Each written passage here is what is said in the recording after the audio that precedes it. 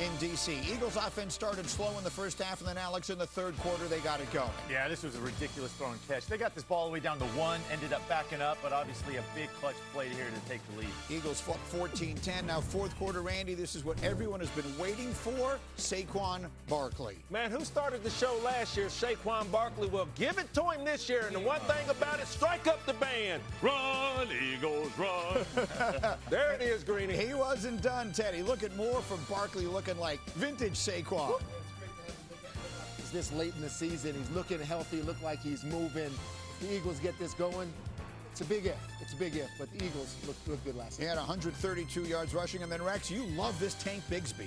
Empty the tank, Bigsby right here. Look at him right there. Gone! So that puts them up 27-10 with 4 minutes and change left, and the Eagles go for the 2. The Commanders don't seem to appreciate it. What do we think of this You know decision? what? I don't appreciate how horrendous the Commanders' defense is. But don't you appreciate it? We don't. Woody Hayes once famously said, "Why'd you go for the 2? Because they wouldn't let us go for 3." There were some analytics reasons, Yes. I guess, to go for it there for Nick Sirianni. This is just a chart, right? They've got a chart on the sideline or up in the booth, and it's like, hey, the score's this. You go for 2. I mean, they weren't not trying to make a statement there. They were up double digits, right? What more of a statement do they need to make? Okay, so then let's talk about what statement they did actually make on the field. Are we now sold on the Eagles' offense that it is moving in the direction it will need to for them to have a real chance to defend their Super Bowl title? It's a bad defense they're going up against last night. Right. Okay, and truthfully, Alex mentioned it in the highlight, that 3rd and 1, this tush-push may be done.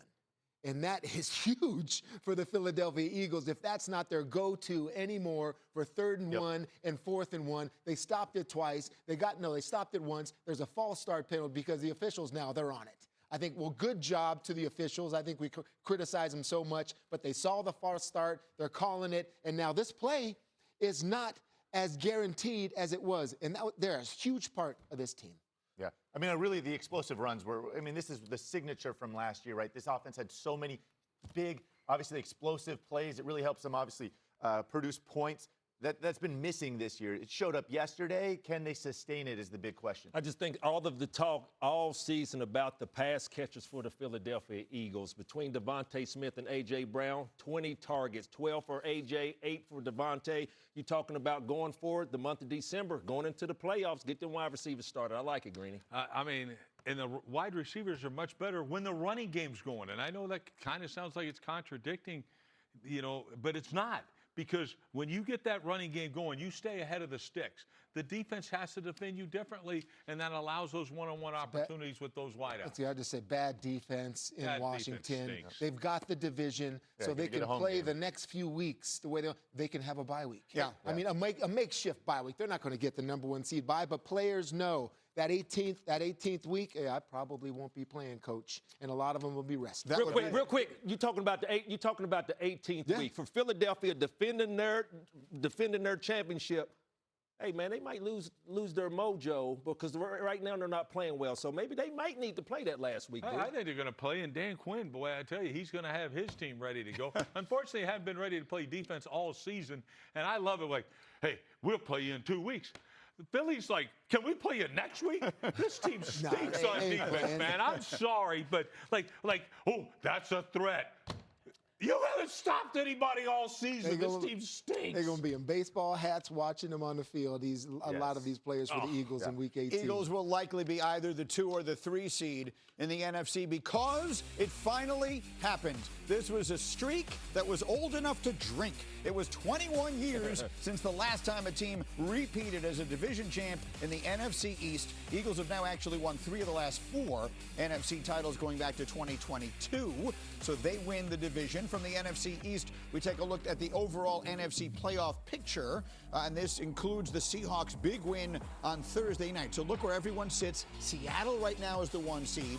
The Bears sliding in at 2. Eagles right on their heels. And that Rams team that so many people think might be the best team in football, very likely going to have to go on the road and win 3 times in the playoffs to get to the Super Bowl. All right, time for Seconds of Schefter. 30 seconds, Adam, go. Well, Greeny, you mentioned the Rams. Rams. The Rams lost Thursday night in Seattle. Big special teams miscue on the Rashid Shaheed punt return. And this weekend, the Rams made the rare move of firing their special teams coordinator, Chase Blackburn. How rare? Sean McVay never had fired an assistant coach in season. He did it this week. Ben Kotwika will take over as the new special teams coordinator. His debut will come next Monday night in Atlanta on Monday Night Football in a game in which the Rams are not expected to have Davante Adams. All right, Shefty, our favorite time of the week. It's time for You Got Mossed. And first, let's take a look at last week's winner. It was Ultimate Frisbee, Brian Vinoka of the Minnesota Wind Chill. We checked in on his team's workout this week. Look at these guys getting it going, and they were excited to see the gloves. They work out in Frisbee? Come on, Alex. ESPN and Randy Moss dropped a little gift. Good work this weekend. You one-upped Puka Nacua. That was pretty good. There's a little gift. Nice work, man. Awesome. Thank you.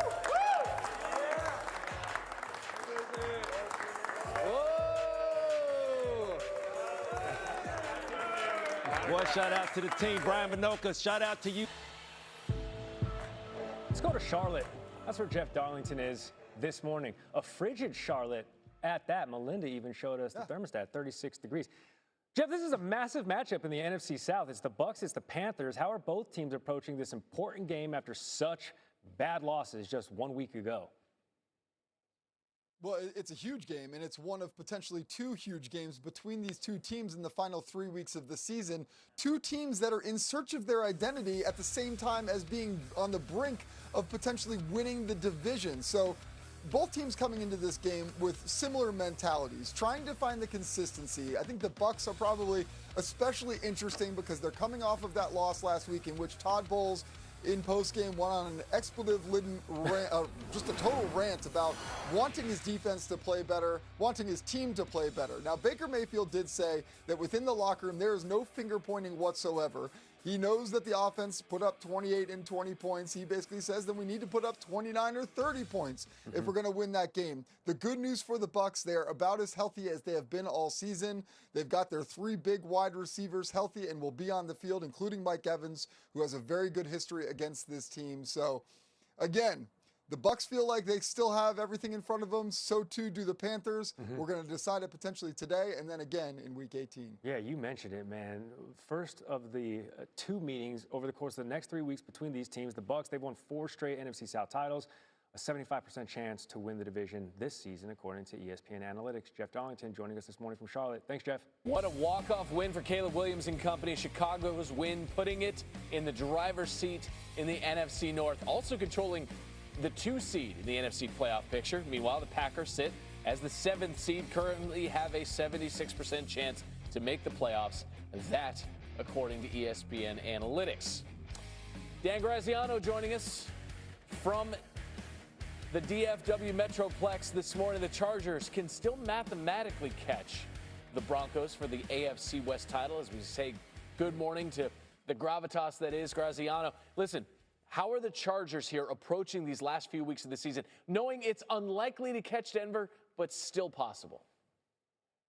Well, they can do it if Denver just loses a game. Like, if they're one game back going into that Week 18 game in Denver and they win it, they win the division because they beat Denver earlier, and they're well aware of that. I talked to wide receiver Ladd McConkey, and he said, yeah, it's impossible to escape it, right? You can see everything online. Everybody knows you need this team to lose, you need to win. He said, we wanted to be at the end of the season where we weren't thinking about that. Well, we need somebody else to help us out, but that's where we are, and we also know, this is Ladd talking, not me, I don't do a good impression. He said, we also know that if we take care of our business, we'll be in the playoffs. And Tuli Tuipulotu, their edge rusher, told me that, last year we got a taste of what it's like to be in the playoffs, and we're excited because we know what's in front of us.